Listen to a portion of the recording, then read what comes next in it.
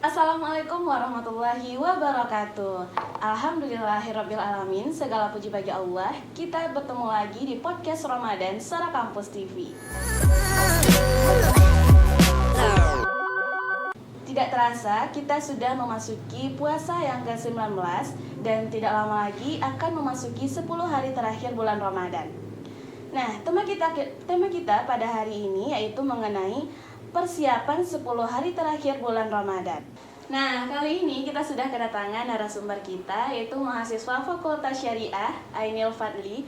Mari kita sapa dulu nih. Assalamualaikum Kak. Waalaikumsalam Kak Raihan ya. Iya. Gimana nih Kak kabarnya? Alhamdulillah hari ini baik. Alhamdulillah. Gimana nih Kak, puasanya lancar? Alhamdulillah sangat lancar Kakak. Wah. Dan hadiah untuk bulan Ramadan ini juga subhanallah ya, tidak disangka-sangka. Iya. Sungguh Ramadan tahun ini bisa dikatakan Ramadan yang sangat istimewa. Iya. Subhanallah. Tentunya kita juga harus semangat gitu ya Kak. Iya, bismillah. Harus ya Kak. Iya. Nah, kita langsung saja nih. Kan kita tidak terasa sudah mau hampir memasuki 10 hari terakhir bulan Ramadan. Nah, jadi nih Kak, apa saja nih keistimewaan yang didapatkan dari 10 hari terakhir di bulan Ramadan ini? Baik, terima kasih ya Kak Raihan untuk pertanyaannya. Nah, di sini pertanyaannya menarik ya teman-teman. Apa aja sih yang terdapat pada 10 hari terakhir bulan Ramadan keistimewaannya? Nah, tadi Kak Raihan juga udah kasih pengantar kepada kita semua tentang fakta di lapangan yang terjadi mengenai 10 hari pertama yang semangat kita kaum muslim rata-rata itu sangat berkobar-kobar ya, karena bertemu dengan bulan suci Ramadan yang hanya ada satu kali setahun. Kemudian di pertengahannya, nah yang di pertengahan ini mulai rentan, ada yang masih tetap bertahan dan ada yang mulai menurun. Nah, nanti di 10 hari terakhir, nah ini ada juga yang udah mulai banyak, tapi ada yang tetap ya bertahan seperti biasanya. Nah, jadi sebenarnya kan ini bukan perihal yang tabu lagi ya teman-teman untuk kita perbincangkan mengenai keistimewaan. Sebenarnya pada tiap-tiap waktu itu memiliki keistimewaannya masing-masing yang kita peroleh juga pada tiap waktu-waktu tertentu. Nah, seperti pada tema hari ini kita membahas tentang 10 hari terakhir. 10 hari terakhir. Di sini kita mengingat adanya keistimewaan turunnya Al-Quran, nuzul Quran. Itu diturunkan pada 10 hari Ramadan. Itu kata 10 hari terakhir Ramadan. Itu kata beberapa riwayat. Dan kemudian yang yang sering kita dengar, yang sudah masyhur itu kita dengar, keistimewaannya adalah terdapatnya malam Lailatul Qadar. Malam yang lebih baik dari 1000 bulan. Nah, ini mungkin teman-teman juga udah sering dengar ya dari kecil-kecil dahulu bahwasanya di malam ini begitu banyak pahala yang dapat kita peroleh, ketentraman jiwa, ketenangan jiwa, semuanya ada pada malam Lailatul Qadar itu. Tapi bagaimana cara kita memperoleh itu? Nah, di situ poinnya sebenarnya Kak. Bagaimana cara kita memperoleh? Karena tidak semuanya kita dapat memperoleh di tahun yang sama. Malam Lailatul Qadar itu akan terjadi di tiap tahunnya, tapi tidak semua orang yang bisa menemukannya. Jadi bagaimana kita bisa memperoleh malam Lailatul Qadar itu? Mungkin itu Kak. Jadi banyak sekali keistimewaannya ya Kak. Salah satunya adalah malam Lailatul Qadar. Nah, jadi kira-kira gimana nih cara kita mempersiapkan diri untuk menyambut 10 hari terakhir tersebut gitu? Nah, cara mempersiapkan diri ya Kak. Nah, teman-teman mungkin juga pernah dengar ya suatu riwayat, ini sebuah kisah tentang turunnya malam Lailatul Qadar. Nah, suatu ketika malaikat Jibril ingin menyampaikan wahyu kepada Rasulullah tentang kapan waktu turunnya malam Lailatul Qadar. Nah, ketika itu malaikat Jibril menyampaikan kepada Rasulullah. Dan ketika Rasulullah setelah diberitahu betapa bahagianya beliau dan ingin menyampaikan kepada umatnya kala itu bahwasanya malam Lailatul Qadar jatuh pada tanggal yang sekian. Nah, berarti kan kita nggak bingung lagi kapan sih malam Lailatul Qadar, udah tahu nih dia kapan jatuhnya gitu, udah tahu.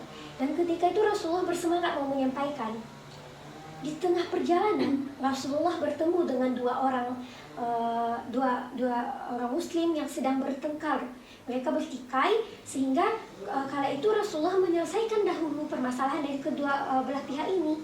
Nah, ketika semuanya telah selesai, Rasulullah baru ingat tujuan awalnya datang adalah untuk menyampaikan wahyu mengenai waktu jatuh atau turunnya bulan malam Lailatul Qadar ini. Tapi seketika itu Rasulullah lupa apa yang disampaikan oleh Jibril kepadanya. Nah, jadi poinnya di sini apa? Poinnya di sini bahwasanya penting bagi kita untuk menjaga tali silaturahmi. Jadi persiapan yang pertama adalah menjaga tali silaturahmi. Hubungan yang harus kita perhatikan di sini ada dua. Yang pertama hubungan hablum minallah. Bagaimana hubungan kita dengan Allah, dengan Sang Khalik. Kemudian hablum minannas, bagaimana kita dengan sesama manusia.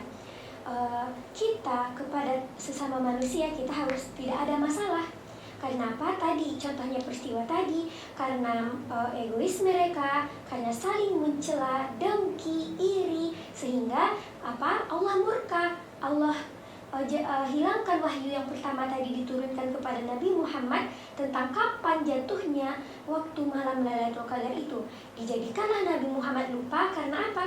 Karena sifat manusia tadi yang tidak saling memaafkan, tapi ada saling mencela, saling dengki, saling iri. Nah, itu telah menghancurkannya sehingga Allah menghapuskan wahyu itu. Jadi kita umat Islam sekarang tidak tahu kapan tepatnya jatuh malam Lailatul Qadar itu. Tapi yang semestinya kita tahu, malam Lailatul Qadar terjadi pada 10 hari terakhir. Nah, kemudian selain menjaga silaturahmi sesama manusia, yang paling penting tali silaturahmi itu adalah bagaimana kita dengan orang tua. Nah, orang tua yang harus kita hubungi terlebih dahulu. Kalau ada orang tuanya di samping kita, langsung temui, ucapkan. Nah, kadang kan kita anak-anak zaman sekarang ini gengsi gitu kan untuk minta maaf. Nah, gengsi rasanya. Nah, tapi itu sebenarnya tidak harus untuk kita gengsikan, teman-teman. Karena apa? Ya karena itu kita hakikat seorang anak meminta maaf kepada orang tuanya. Jangankan tidak mau minta maaf ya, berkata ah saja itu udah dosa. Kalau kita masih dosa, ya gimana kita mau nyambut itu malam Lailatul Qadar? Mungkin demikian kakak. Nah, jadi itu tadi bagaimana sih persiapan yang kita lakukan, terkhusus dari diri kita sendiri, meningkatkan tali silaturahmi dengan Allah, dengan orang tua, dan juga sesama manusia itu. Jadi Kak Ainil tadi sudah berbicara mengenai Lailatul Qadar nih, salah satu keistimewaan di bulan Ramadan ini.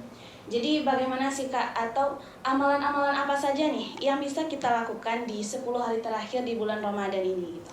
Nah, amalan-amalan ya pada intinya kita ya tentu memperbanyak ibadah kita yang sebelumnya biasanya biasa-biasa saja, kita mulai tingkatkan. Atau yang sebelumnya sama sekali nggak ada nih, kita laksanakan.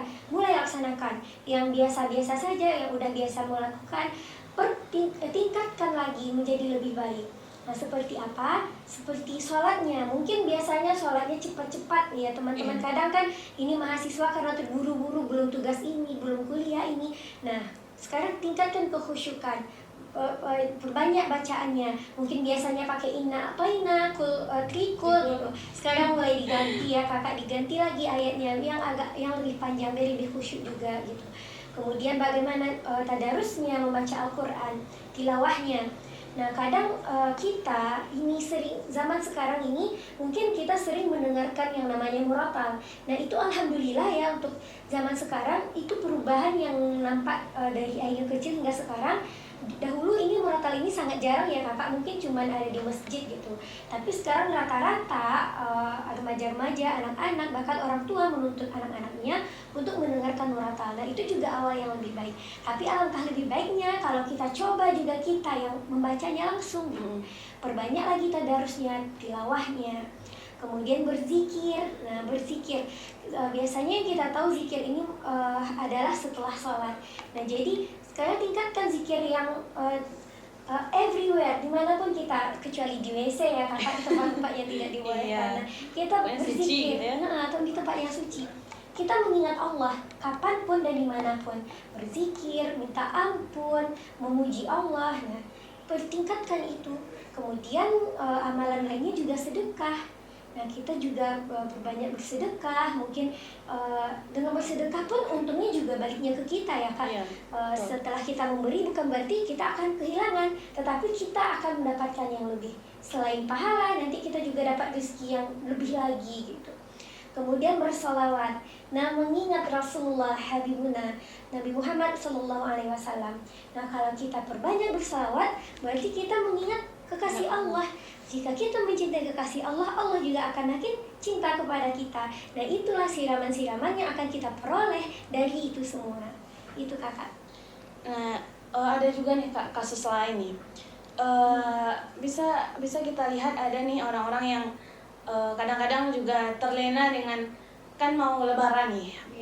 Bahkan mereka terlena dengan persiapan menuju lebaran daripada mereka mempersiapkan di 10 hari terakhir nih. Jadi itu kira-kira gimana nih menurut kakak perihal itu? Ya. Ini menarik ya teman-teman.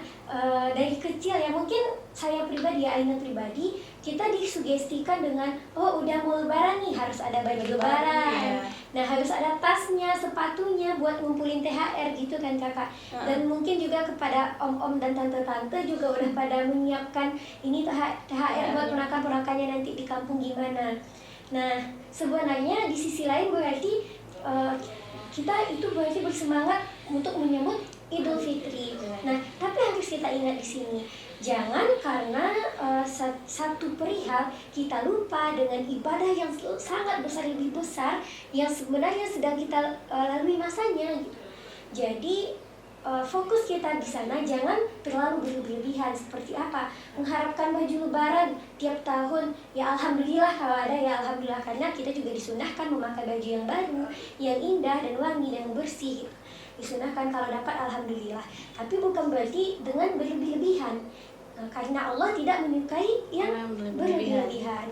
Oke, jadi sudah dijelaskan oleh kakak Ainil tadi ya, walaupun di 10 hari terakhir bulan Ramadan ini kan mendekati hari raya Idul Fitri. Jadi jangan sampai kita terlena akan hal dunia, tetapi kita juga harus mengingat keistimewaan dan amalan-amalan yang akan kita lakukan di bulan Ramadan ini. Jadi saya ingin bertanya lagi nih kepada Kak Ainil, misalnya ketika kita melakukan amalan-amalan ini kan banyak kita lakukan di masjid, di mushola ataupun di tempat-tempat yang lainnya gitu. Tapi bagaimana sih caranya ketika seorang perempuan yang tidak dalam masa suci gitu, bagaimana sih caranya ketika dia ingin meningkatkan amalannya di bulan suci Ramadan ini, terkhusus di 10 hari terakhir Ramadan? Jadi jika ini problemnya lagi ini pada wanita yang sedang masa haid ya.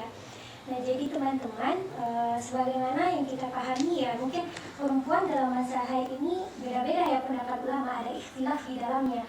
Ada yang mengatakan dia tidak boleh membaca Al-Quran, ada yang mengatakan tetap boleh, tapi selama dia masih bisa menjaganya.